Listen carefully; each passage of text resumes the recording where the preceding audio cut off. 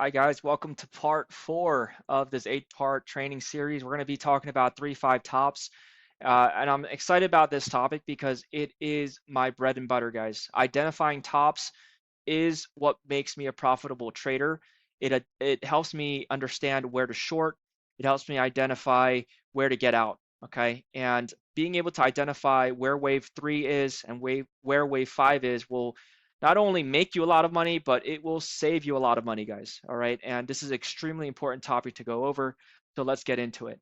All right. So in order for this strategy to work, guys, okay, there is an indicator that you guys should always have. All right. An indicator is basically a way for you to tell things about momentum that's not shown within price. Okay. And an indicator that I like to use is called the relative strength index, the RSI. This is my favorite indicator of all time. It's very simple and it's very powerful, guys. Very powerful. And something I want you to note as well is that for wave 3 and 5, notice that I mentioned before, right? Wave 3 is often the longest, but never the shortest wave. Okay, meaning that it has extreme amount of momentum, right? And then when we go up for wave 5, it's less momentum than wave 3. It's less momentum than wave 3. Why is this important, guys? Because in all essence, in order to identify wave 3 and 5, wave 3 will, so price will go higher from 3 to 5, but then on the RSI will go lower from 3 to 5. All right, so let me give you an example here just to give you an idea. All right, so this is the RSI, guys. This is the RSI in purple. Okay, let me make this a little bit bigger for you so you can actually sort of see the grid lines here, okay, or the lines. All right, so when we talk about wave structure and identifying tops, the first peak, guys, the first highest peak within an impulsive structure is a wave 3. The next peak that happens is wave 5. Okay, it's a lower peak than this wave 3 peak in RSI. Okay, let me give you an example here. Same thing. Okay, the first peak that happens, so after it comes through here, right? That first peak here is a wave 3. The next peak is a wave 5. Same thing here. Okay, the highest peak is wave 3. The next peak that's lower is wave 5. Okay, so let me show you an example here on Tesla. So for instance, we have a wave 1, 2. The highest peak is wave 3 here. 4, 5. Okay, so I want you to see this. Price is going higher from 3 to 5, but RSI is going lower from 3 to 5. Price is going higher from 3 to 5, but RSI is going lower from 3 to 5. And then what happens, guys? We had a correction. A, B, C, lower. Okay, same thing here. Do it here. So we have a wave 1, 2, 3, 4, 5. Okay, same thing, guys. All right, price goes higher from 3 to 5. RSI goes lower from 3 to 5. All right, let's find a few more. So just so you have an idea. Okay. 1, 2, 3. This is the highest peak on the RSI. 4, 5. Okay. Again, price higher, RSI lower. And then what happened? A crash. Okay. Crash downwards. All right. This one was a super wave here, a pretty big impulse structure. Right. You can see it here. Right. 1, 2, highest peak, 3, 4, 5. Even this could have been a 3, right? This is a big peak as well, right? But notice price higher, RSI lower, and then a correction happened, right? Correction happened, A, B, C. All right, let's do one more, guys. One more so you can visually see. There's so many. There's so many. Okay, again, we can do maybe this one here. Okay, 1, 2, 3, highest peak, 4, 5. Okay, RSI is going lower, price going higher. Okay, so you get the gist, guys. You get the gist of what I'm telling you, right? So with this idea, this is what we call bearish divergence. Bearish divergence is when price goes higher, but the indicator goes lower. So you can identify that wave 3 is the highest peak. Wave 5 will be the next peak in that's not as high as wave 3 under RSI. Okay, so again, wave 3 is the biggest RSI hit, comes down for a wave 4, price goes higher for a wave 5, but RSI does not get above this peak here on wave 3. So obviously momentum is lower. So when that happens, what's going to happen? Correction occurs.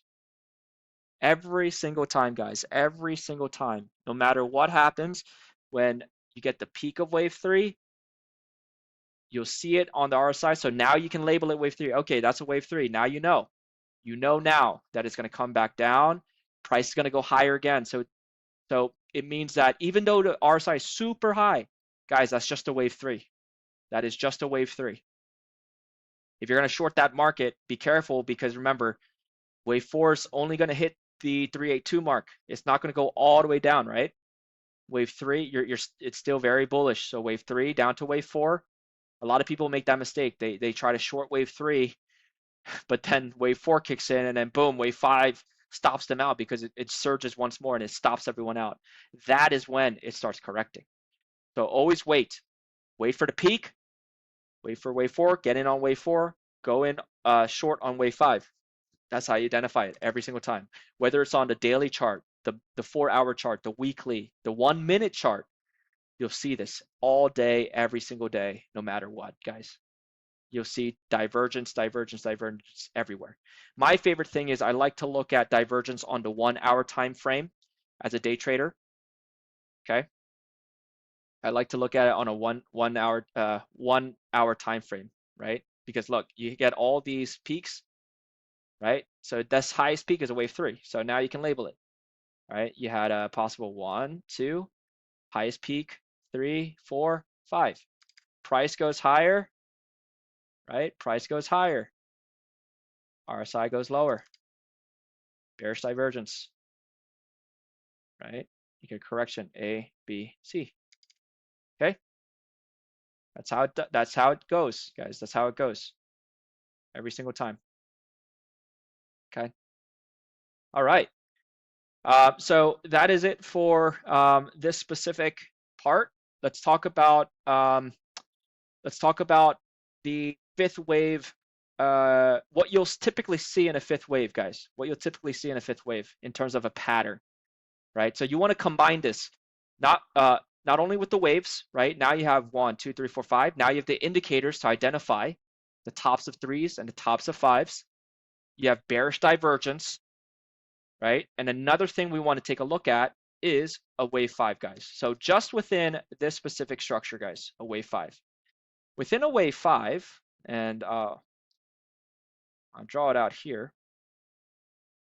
Okay.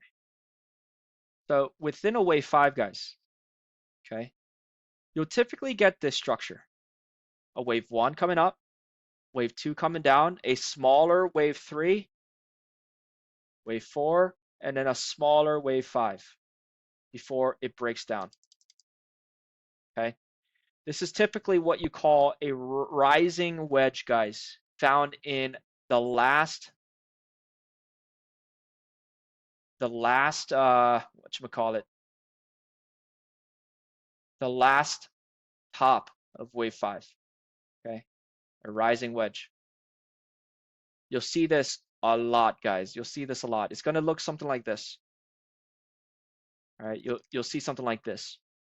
All right, so this is a wave 1, 2, 3, 4, 5. Only within the fifth structure. It's tightening, guys. It's tightening.